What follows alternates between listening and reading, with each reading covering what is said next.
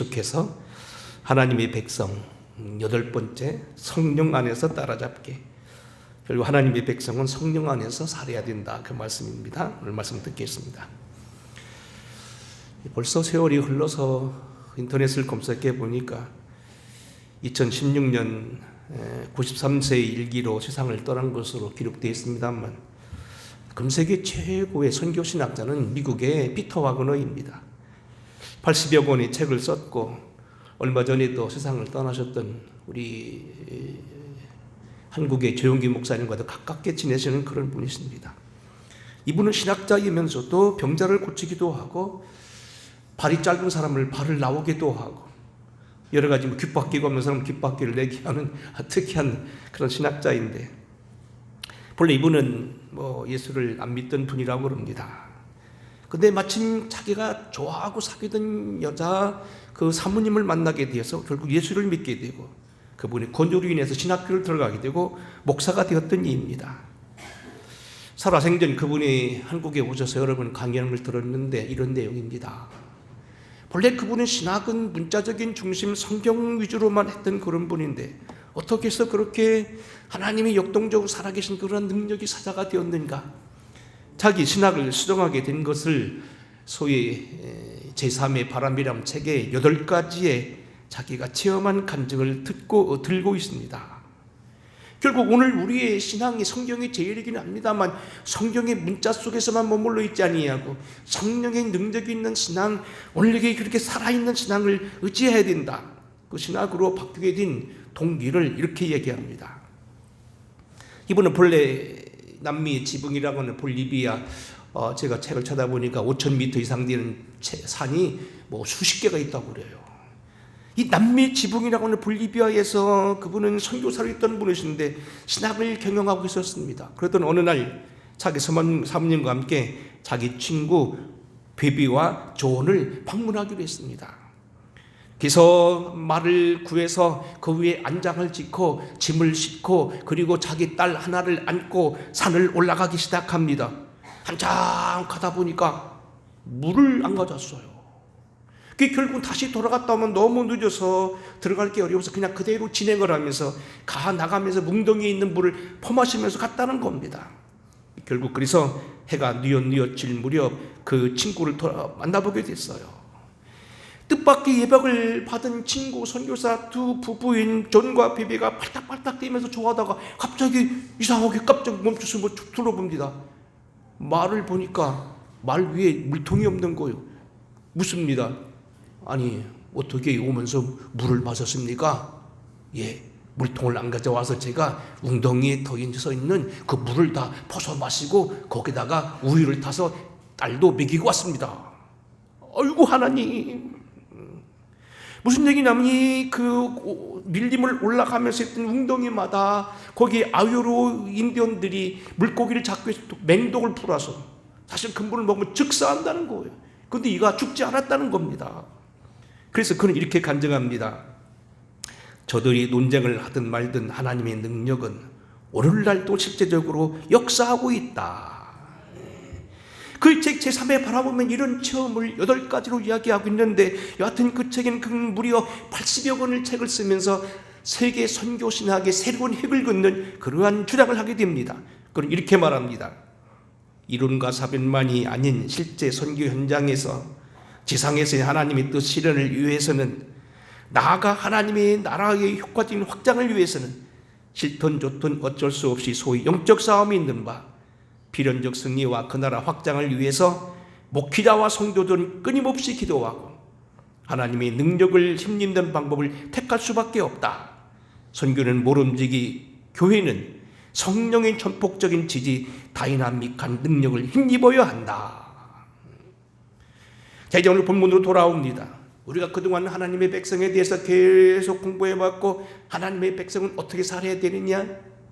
예배해야 되고 하나님을 찬양해야 되고 그 말씀대로 살아가야 되고 그 성품을 갖춰야 되고 앞으로도 계속해서 공부할 것, 그 언어를 써야 되고 그 태도로 살아야 되는데, 오늘 말씀은 뭡니까? 하나님의 나라를 살아가야 되는 오늘 하나님의 백성들은 그 나라가 어떤 나라냐? 성령의 나라라고 하는 겁니다. 오늘 여기 보면 본문 말씀 이렇게 말합니다. 하나님의 나라는 먹고 마시는 것이 아니라 성령 안의 일이다. 서둘러 결론을 내리면 오늘 우리가 크리스찬이 항상 염두에 둘 나라는 성령 안에서 살아야 된다는 겁니다. 대체 오늘 여기 성령 안에서 살아야 된다는 말은 무슨 얘기냐? 하나님의 나라가 먹고 마시는 일이 아니라는 뜻은 무엇인가? 몇 가지를 오늘 여기 말씀하겠습니다. 첫째, 오늘 이 본문을 보게 되면 사도 바울은 말하기를 하나님의 나라는 땅의 나라요 세속적인 나라가 아니라는 겁니다. 본문 말씀 17절, 우리 하나님의 나라는 먹는 것과 마시는 것이 아니요 그랬습니다. 우리가 비록 육체 안에 살고 있어 땅에 발을 딛고 살고 있기 때문에 우리는 분명코 땅 위에 살고 있지만 우리의 근본은 이 땅이 아니라는 겁니다. 세상 많은 사람들이 땅을 중심으로 살고 있지만 믿는 우리들은 하나님을 중심 두고 살아가야 된다는 얘기입니다. 잎을 가진 들짐승들은 땅에 살고 날짐승은 하늘을 날기도 하지만 물고기는 물속에 있는 것처럼 우리는 하나님의 나라에 속해야 된다는 겁니다. 자, 우리가 한번 좀 이렇게 생각해 보겠습니다. 하나님의 나라는 정말로 보면 뭡니까? 우리는 두 세상을 살고 있다는 거예요. 유명한 고대 신학자의 총종합자라고 하는 어거스틴이 이런 얘기를 했습니다. 두왕국 사상이라는 걸 얘기했어요. 우리 믿는 사람들은 두 왕국을 살고 있는데 하나는 이 땅의 세계의 어떤 땅의 세계요, 또 하나는 하나님의 세계에 살고 있다는 겁니다. 마찬가지로 우리는 때로는 이 땅에 발을 딛고 살고 있으며 땅을 살지만 또 하나는 하늘의 세계에 대해서 우리는 거기에 맞춰 살아가야 된다는 얘기입니다. 근데 중요한 건 뭐냐면 우리가 근본은 어디냐? 하나님의 세계라는 겁니다. 마침 오늘 우리가 두 세계를 살고 있지만 우리가 계속해요 육의 땅의 삶만 살려고 고집하고 한다면 결국 우리는 파산하게 되고 결국 잘못될 수밖에 없다는 이야기입니다. 이 명제를 우리가 오래 설명할 것도 없이 한번 이렇게 예를 들어보겠습니다. 여러분, 르네상스 시대의 최고의 화가요, 과학자요, 아주 만능 제조꾼이었던 리오나르도 다빈치가 그림 가운데 가장 유명한 그림은 무슨 모나리자 그림도 있고 하지만 가장 유명한 그림은 최후의 만찬입니다. 예수님이 십자가를 눈앞에 두고 다락방에 올라서 최후의 만찬을 먹어가면서 갑자기 주님 말씀하십니다. 떡을 찍어 먹으면서 찍어주면서 이 떡을 먹는 자가 결국 나를 배반할 것이다. 그래서 사람들이 놀란 그 장면을 그 그림을 그린 것이 바로 최후의 만찬입니다. 근데 이 유명한 이 작품을 그리기 위해서 레오나르도가 무려 30년을 걸렸는데 왜 그랬느냐면 첫 번에 예수님을 그리고 맨 마지막에 가룟 유다를 그리는데 가룟 유다를 그릴 수 있는 모델이 없었다는 거예요. 가룟 유다의 오늘 그 뭡니까? 어떻게 보면은 참 잘생김에도 불구하고 이런 어떤 생활 걱정에 찌드는 모습, 불평과 불만에 찌드는 모습, 아니면 간악한 그 웃음을 가지고 있는 이 모델을 찾아야 되는데 유명한 화가들도요 자기 상상으로 그린 게 아니고 꼭 모델을 놓고 그리잖아요. 그런데 그걸 찾는데 많이 걸려서 30년이 걸렸다는 겁니다. 그들 어느 날 그가 길을 가다가 갑자기 술에 만취되어서 가는 어떤 사람을 바라보고서요 저 사람이다 해가지고 그를 데려갔다는 거예요. 그래서 그림 앞으로 하면서 당신이 모델이 되어달라고 그러는데 갑자기 그분이 뭡니까? 번쩍번쩍 하더니 그림을 보면서 여기 있는 게 나요 그러더니 과거 맨 처음 그림 그릴 때 예수님을 그렸던 모델이었다는 거예요. 아무리 예수님을 닮고 하나님을 어떤 나타나는 그런 숭고한 모습을 타고났다 하더라도 그 사람이 그 뒤로 계속 그러한 삶을 살게 되니까 결국은 가룟 유다와 같은 그러한 잘못된 모습으로 얼굴이 바뀌어 있었다는 겁니다. 30년이 전의 모습이 아니라 이제는 또 다른 모습으로 바뀐다는 겁니다. 육의 세계에 살게 되게 되면 육의 모습으로 바뀌게 된다는 겁니다. 계제에 우리가 한번 이 시간은 육을 따르다가 파산한 사람들을 성경적으로 한번 정리해 보겠습니다. 육을 따라 살다가 파산한 사람들이 있다. 첫째는 우리가 잘 알다시피 최초의 인간 아담입니다. 아담은 아주 하나님의 형상으로 우수하게 태어났고요. 그가 모든 만물을 통치하고 다스리며 만물의 모든 걸 이름을 지어줄 만큼 뛰어난 사람이었습니다. 요즘으로 말하면 시공간의 제약을 받지 아니하고 전 세계를 다니면서 다스릴 수 있는 사람, 아주 꿰뚫은 능력이 있는 첫 번째 아담, 굉장한 능력이 타고났다는 겁니다. 근데 문제는 뭡니까? 그의 아내 하와가 죄를 범함으로부터 그가 결국 육의 세계를 살면서부터 타락했다는 거예요. 여자가 그 나무를 본즉 먹음직도 하고 보암직도 하고 지혜롭게 할 만한 탐스럽기도 한 나무인지라 여자가 그 열매를 따먹고 자기와 함께 있는 남편에게도 주매 그도 먹은지라. 하나님의 말씀의 세계를 그가 살지 아니하고 결국 먹음직도 하고 보암직도 하고 탐스럽게 할 만한 육의 것으로 해석하므로 결국 내서 그가 그곳에 머물게 되었을 때 타락하게 되고 파산하게 되었다. 그 이후 그의 우선이었던 가인과 아벨이 그거 잘하는 얘기입니다만 가인과 그 후예입니다. 창세기 4장에 보게 되면 23절 이렇게 말합니다. 남에게 아내들에게 이르되 아다와 실러여 내 목소리를 들으라. 남에게 아내들여 내 말을 들으라. 나의 상처로 말미암아 내가 사람을 죽였고 나의 상함으로 말미암아 소년을 죽였도다. 가인을 위하여는 벌이 7배일진데 남에게를 위하여는 벌이 77배로다 하였더라. 생활이 점점 풍요해지고 목축을 하게 되고 저들이 심지어는 악기를 만들게 되고 퉁수를 잡고 때로는 그들이 여러 가지 그러한 무기를 만들면서도 불구하고 그가 사람을 죽이는 그런 육의 사람이 되었고요. 더구나 자기를 뻐기면서 가인을 위해서는 벌이 7배일진데 남에게를 죽이는 사람 77배라 하면서 기고만장한 뻔뻔선 사람 됐을 때 결국은 인간들은 결국 하나님 앞에 버림을 받게 되고 이러한 모든 것은 노아 시대에 결국 절정에 이르게 되어서 그들은 하나같이 심판받는다는 겁니다. 우리는 노아의 시대의 모습을 창세기 6장 이렇게 말합니다. 사람이 땅 위에 번성하기 시작할 때 그들에게서 딸들이 나니 하나님의 아들들이 딸들의 아름다움을 보고 자기들이 좋아하는 모든 여자를 아내로 삼은지라. 여호와께서 이르시되 나의 영이 영원히 사람과 같이 하지 아니하리니 이는 그들이 육신이 됨이라 그랬어요. 영으로 머물러야 되고 하늘의 세계를 사모해야 될 이 사람들이 육신이 되어버려서 하나님의 영이 그들을 버리게 되었다는 겁니다. 그래서 항상 악한 걸 아시고 결국 땅 위에 사람을 지으신 걸 한탄하게 되었다는 겁니다. 그래서 주님이 창조한 이 세계에 결국 심판이 들어오게 되었다는 겁니다. 홍수 이후 자유의 통치 시대를 살게 되었던 바벨탑을 쌓았던 일도 마찬가지입니다. 바벨탑이 뭡니까? 땅의 일로 인하여서 하늘을 도전하는 겁니다. 그들이 결국 뭡니까? 뜬 돌을 만드는 게 아니고 벽돌을 찍어서 결국 그들 주변에 뭡니까? 포항지철을 만들었다는 얘기입니다.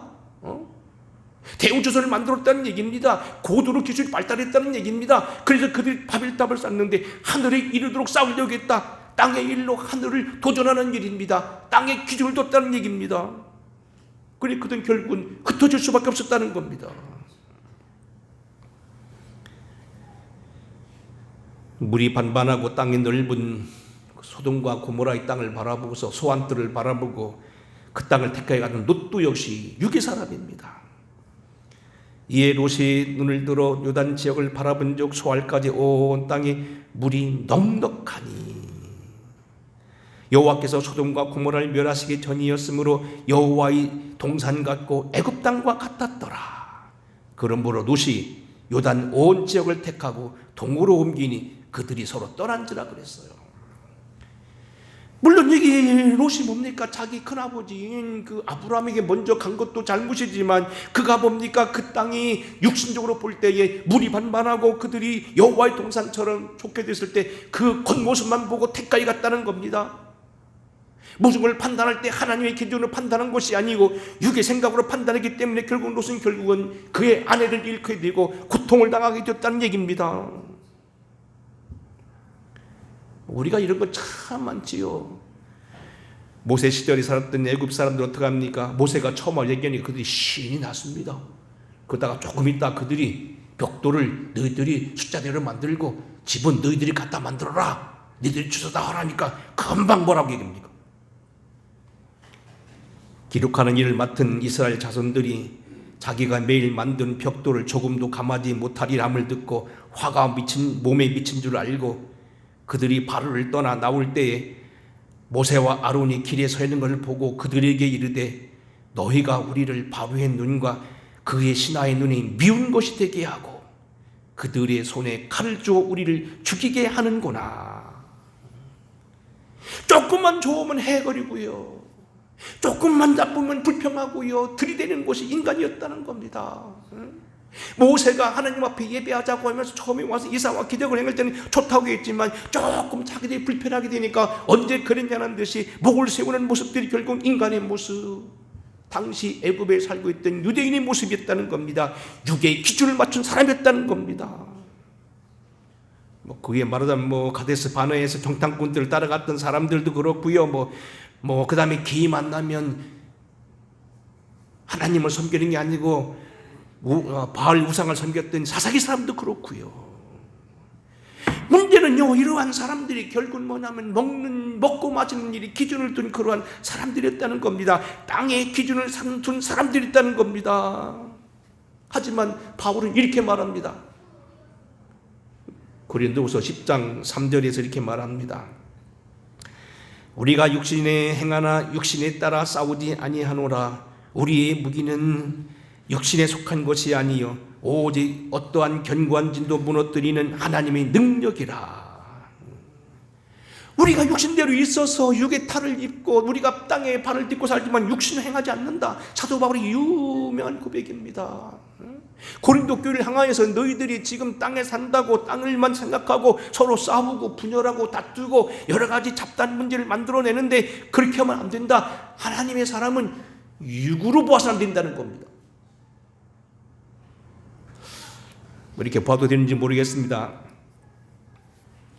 이분은 지금 살아계신 걸로 알고 있고, 우리 한국 유명한 목사님 중 한 분이 있죠. 소망교회 담임 목사였던 곽선희 목사님입니다.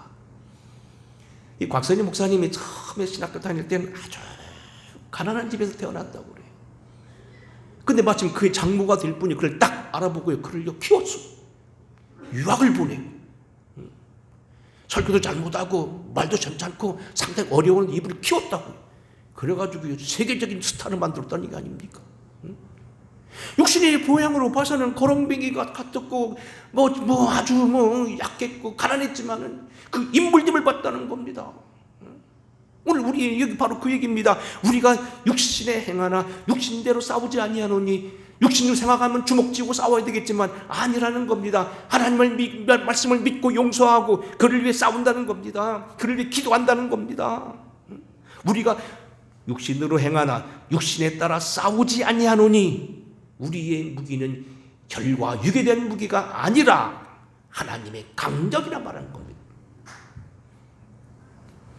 여러분들도 싸우는 얘기란 말 해서 좀 미안합니다만, 싸우든 안 하든 무엇을 하든지 여러분 육신의 일이 있다 하더라도 맞받아치고 하지 마시고 육신대로 행하지 않기를 주의 이름 축원합니다. 우리의 세계는 육의 일이 아니라는 겁니다.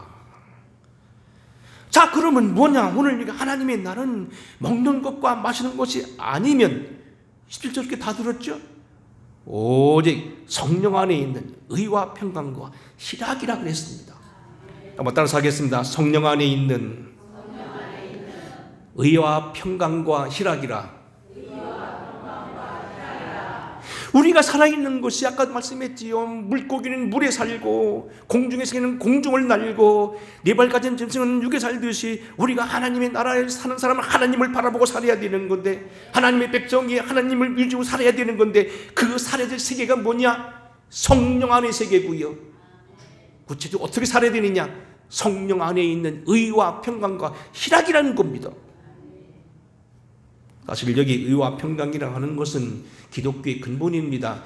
또 다른 성경에 보게 되면 사도 바울은 은혜와 평강이라는 말로 표현하고 있습니다. 같은 얘기입니다.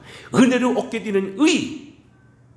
원래 성경에 쓰인 헬라어는 그 디카이오네라는 말인데, 디카이오시네, 하나님이 인정하신다는 얘기입니다.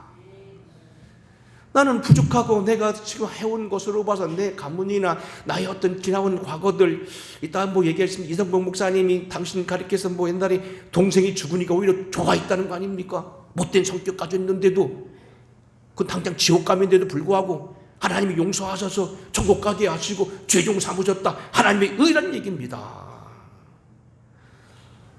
나는 부족하고 나를 위해서는 지옥이 10개라도 더 준비되어 있는 그런 사람이지만은 나를 용서해 주시고 십자가 위에서 피 흘리신 그분의 이름으로 우리를 용서해 주시고 그날에 넉넉히 들어가게 하신다는 겁니다.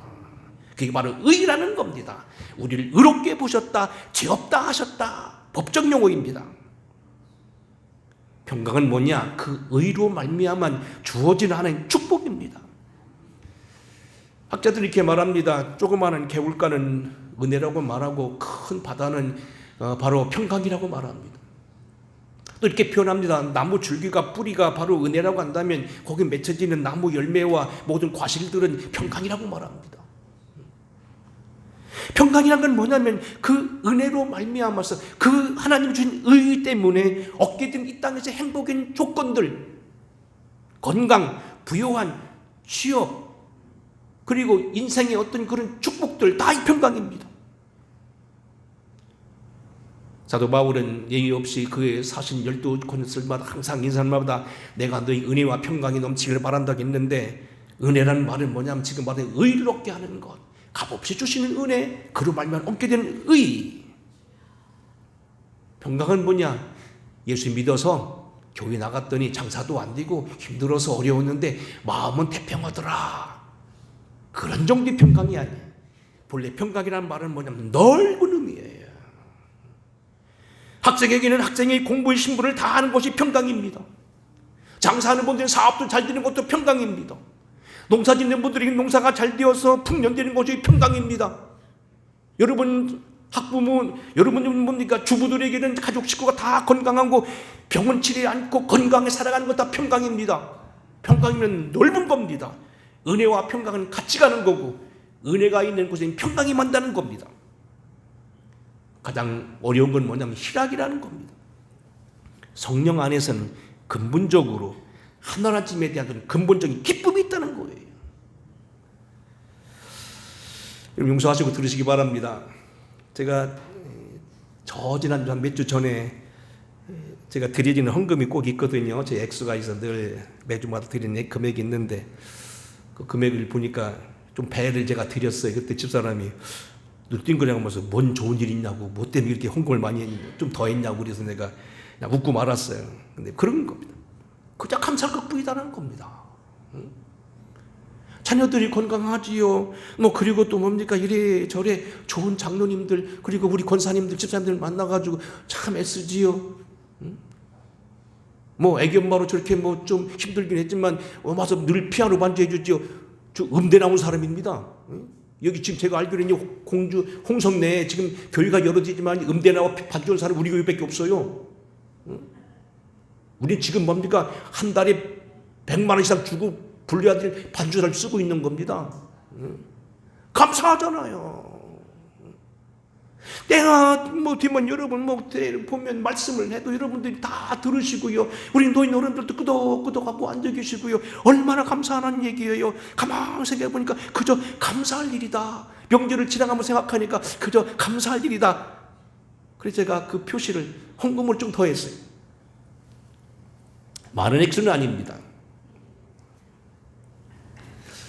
오늘 아침에 제가 이 앞에 바깥에 나가는 화장실 문제가 있어서 어떻게 해야 되나 하고 곤혹스러워 하다가 결국 앉는 걸로 했는데, 갑자기 장로님 한 분이 나타나셔서 그랬어요.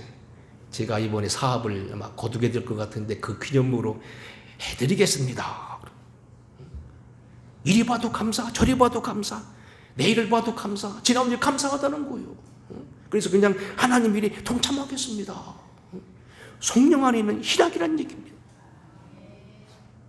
이러한 통복들은 결코 육신적인 곳에서 오는 게 아니라 하나님을 믿는 사람으로서 하나님의 축복과 그의 보호함 속에 있다는 그 감격 때문에 오게 되는 희락, 이 기쁨이 우리에게 있다는 겁니다. 있어야 된다는 겁니다. 소두를 피터 와건으로 시작했으니 피터 와건에 대해 하나 더 들어보겠습니다. 아까는 그가 신학을 바꾸게 된, 폭을 넓히게 된 성령 신학에 대해서 그가 제3의 바람이라는 책에서 말하고 있는데 8가지 중에서 사실 첫 번째 사건이에요. 이런 얘기입니다. 이분이 볼리비아에서 선교를 하는데 뭘 했냐면 신학생들을 키웠어요. 조그마한 신학교를 세워서 거기 이제 원주민들을 공부를 시키는데 갑자기 그 도시에 사건이 하나 생겼습니다. 거기에 유명한 인도 선교사로 가 있던 감리교 감독 출신 스탠리 존스라는 분이 와 부흥을 하는 거예요. 근데 거기는 복음적인 교회들이 다 모여가지고요, 이상하다고, 복음적이 아니라고 그래가지고 거기를 교인들을 보내지 않기로 했다는 겁니다. 근데 알다시피 스탠리 존스는 유명한, 이미 미국에서 평가하기를, 뉴욕 타임즈 평가하기를 최고의 선교사로 치고 있는 그런 분이셨습니다. 그래서 이분은 처음엔 나가지 않다가 가만히 생각 안 될 것 같아서 어느 날 조용히 집회에 참석해서 맨 뒤에 앉았습니다. 막상 들어보니까 거짓이 없는 거예요.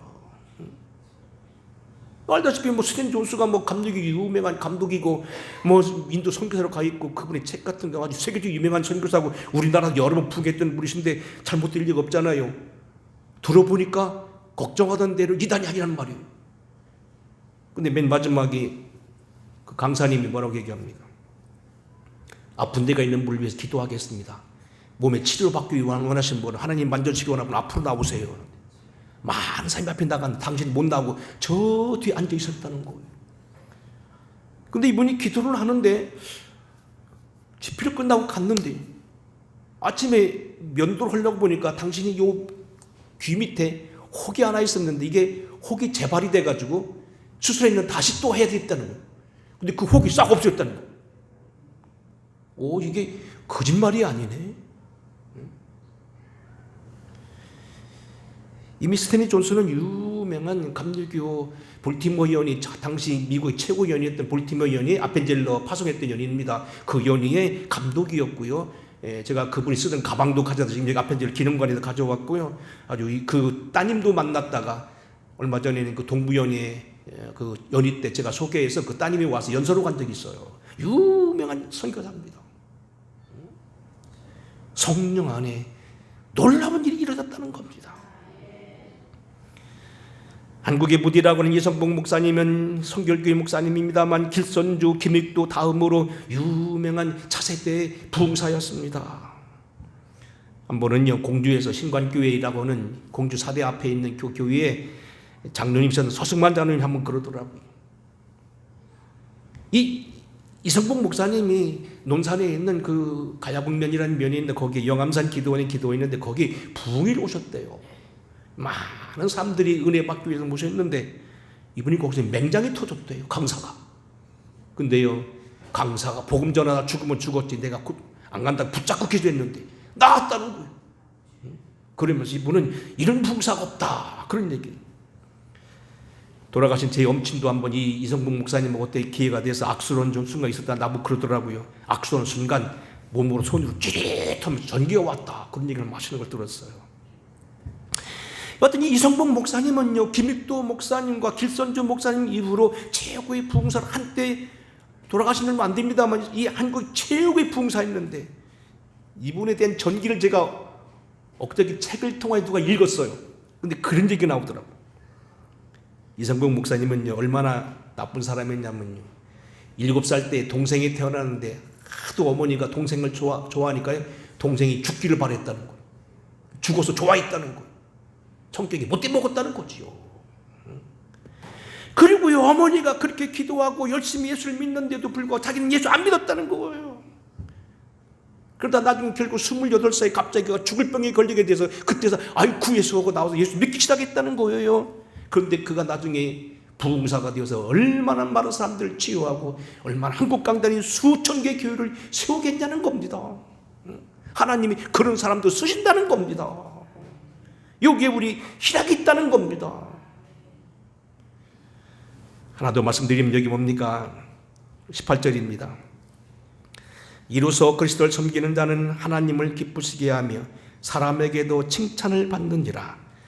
그러므로 우리가 화평의 일과 서로 덕을 세우는 일을 힘쓰나니. 하나님의 세계가 바로 육의 세계가 먹고 마시는 일이 아니라고 한다면 성령 안에 일을 해야 되는데 성령 안에 이러한 덕을 따라가는 사람들에게는 하나님의 칭찬도 있을 거라는 얘기입니다.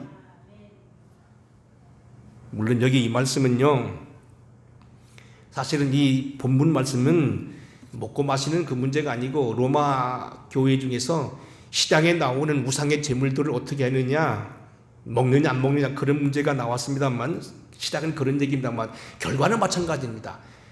그거 문제 삼지 말고 그것 때문에 성도들이 문제가 된다면 먹지 말자는 거고요.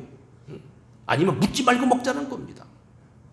결국 먹는 것 때문에 먹어도 그만 안 먹어도 그만, 그것 때문에 우리가 망해서는 안 된다는 겁니다. 어떤 일이 있어도 우리가 하나님만 구하자는 얘기입니다. 그리고 결과는 마찬가지입니다. 하나님을 믿음으로 섬기는 사람은 하나님 반드시 높여주신다는 얘기고요, 사람에게도 칭찬받는다는 얘기입니다. 모세를 예를 들고 말씀을 마치겠습니다. 히브리서 11장에 보게 되면 모세를 이렇게 말합니다. 믿음으로 모세는 장성하여 바로의 공주의 아들이라 칭송받기를 거절하고 도리어 하나님의 백성과 함께 고난받기를 잠시 제약의 낙을 누리는 것보다 더 좋아하고 그리스도를 위하여 받는 고난을 애굽의 모든 부하보다 큰 지식으로 여겼나니 이는 상 주시는 자심을 바라보았느니라. 그는 보이는 임금을 무서워하기보다는 보이지 않는 하나님을 상대했고, 그는 결국 믿음으로 결국 홍해를 건넜고 믿음으로 저들을 해방했다는 얘기입니다. 그래서 결국 하나님은 그를 높여주셨다는 겁니다. 하나님의 일을 하는 사람은 반드시 하나님이 책임져 주신다는 얘기입니다. 하나님의 백성, 하나님의 나라에 살아야 됩니다. 근데 하나님의 나라는 유구일, 먹고 마시는 일이 아니라는 얘기입니다. 오늘도 우리가 성령 안에서 내가 해야 될 일이 무엇인가 곰곰 생각하시고요. 아무리 힘들고 바쁘시더라도 오후 예배도 그래요. 여러분들 뭐 집에 가시면 오후 예배 가시면 뭐 특별히 뭐 떡이라도 붙여놓고 나오시나? 오후 예배 참석 안 하고 일찍 가시면 큰일 나는 일이 생겼나요? 하루 있는 거 뭐 예배 드리고 가시지 바쁘시다고 갈 일이 뭐 있어요. 그리고 그렇잖아요. 오늘도 연합 예배 드린다. 이거 남의 교회 아니요. 그런 데 가서 좀 다른 목사 설교도 좀 들어보고, 이 교회는 왜 부흥됐나도 쳐다보고, 서로 사귀고 다른 교회들 좀 쳐다보고 그러면서 보고 듣는 거 아니에요? 안 그래요? 자기 담임 목사님 맨날 먹던 설교만 먹지 마시고 다른 목사님 어떻게 설교하다 좀 보시고 듣고 배우는 거 얼마나 좋냐는 겁니다.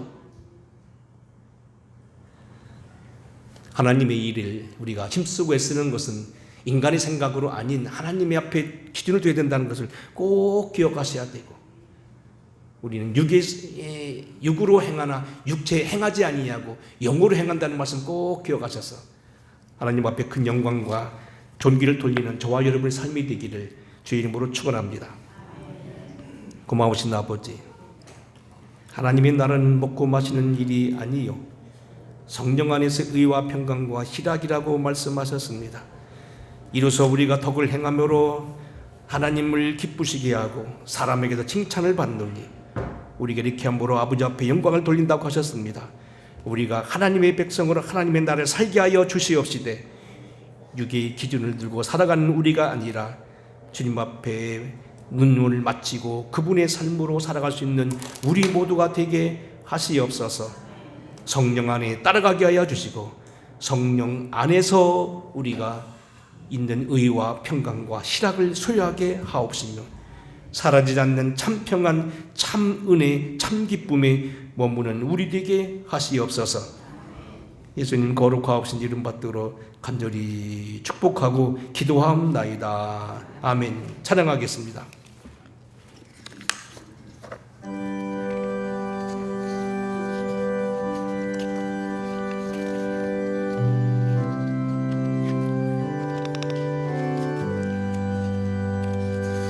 주 안에 있는 나에게 딴 근심이 있으랴